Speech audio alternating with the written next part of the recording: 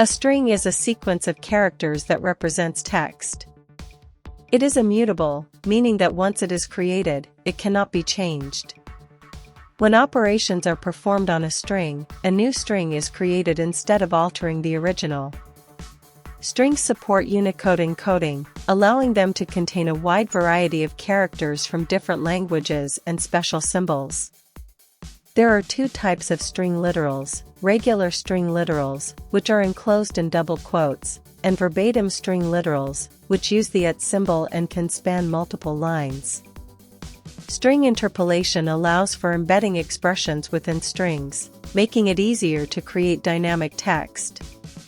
Special characters can be included using escape sequences, such as \n for a new line or / for a double quote.